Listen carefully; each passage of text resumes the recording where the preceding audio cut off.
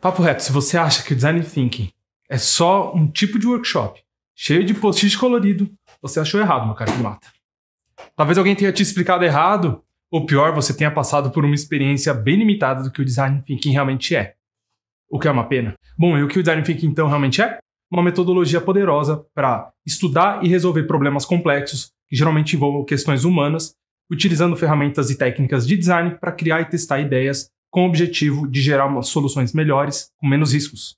Essa abordagem ela foi bastante difundida pela IDEO, aquela gigante consultoria de design e inovação, porque ela mostrou que era possível aplicar esses diversos métodos de projetos de design para outros cenários, como na administração ou na gestão de negócios.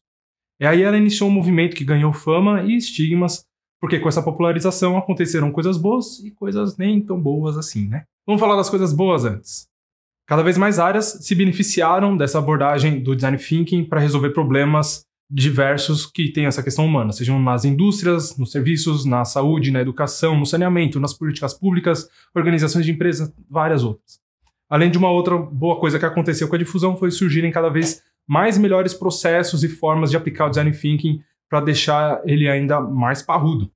Mas tem as coisas que eu falei que não são tão boas assim, que vieram com essa popularização. Por exemplo, muita gente caiu de paraquedas e quis surfar essa onda e veio uma enxurrada de material superficial, incompleto, e criou uma percepção ruim do Design Thinking em muitos lugares, infelizmente. Essa visão reducionista ocasionou aplicações ruins da metodologia e criou uma má fama do Design Thinking, que as oficinas elas não resolviam nada e eram só um recreio corporativo cheio de post-it colorido na parede, em um ambiente mais ou menos descontraído, com um cafezinho e talvez um pão de queijo gostoso, vai.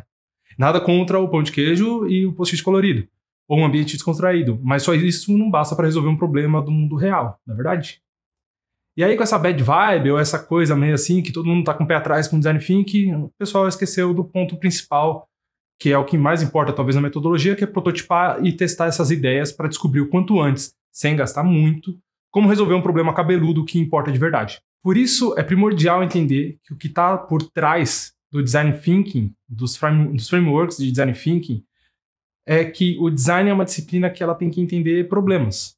Então, antes de a gente parar para tentar fazer uma sessão de ideação e gerar um monte de ideias, a gente precisa sentar e descobrir o que a gente está fazendo aqui agora, o que a gente quer resolver, quais são os nossos objetivos com esse projeto ou com o trabalho que vai ser iniciado, quais os desafios a gente precisa superar, quem são as pessoas envolvidas, impactadas por esse desafio, quais problemas cada uma dessas pessoas tem em cada momento de uma jornada de experiência ou no momento que ela está interagindo com essa eventual solução ou que ela passa com esse problema.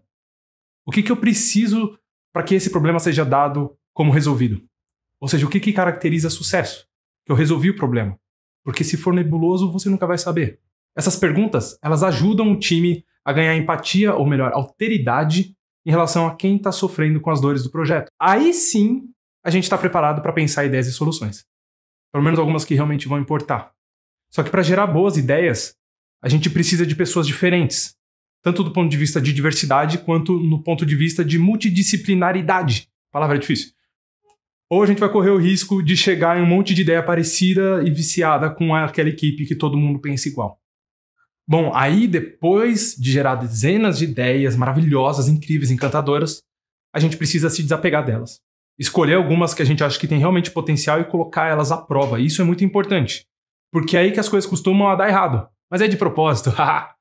Porque nessa fase de iteração, o conceito ele é bem simples. Ao invés de a gente ir de uma vez achando que aquela solução vai resolver todos os problemas com base no viés da equipe, a gente segura essa sede de ir com tudo ao pote e vai um pouquinho, vê se ela funciona, testa uma parte, testa outra, dá um passo atrás e decide se realmente a gente tem que ir nesse caminho ou se as coisas precisam resolver desse jeito que a gente desenhou ou não pode ter um jeito melhor, que às vezes os usuários deram dicas de como isso vai acontecer.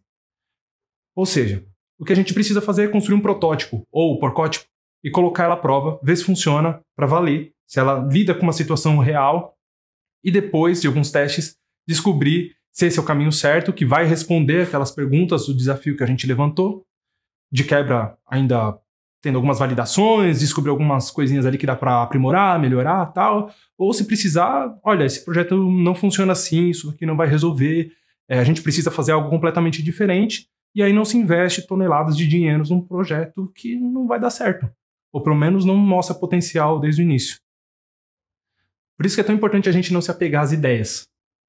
Quando a gente olha os diversos frameworks que são super famosos, isso fica bem nítido também. Se a gente pega o framework da Joe, ele tem a etapa de voltar. O IBM Loop é desenhado nisso, conceber e iterar, vamos testar. O tempo todo é só interagindo, é um fluxo contínuo.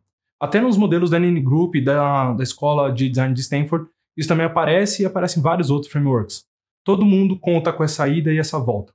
Até a gente, com o nosso framework do Pique Primata, desenhou isso.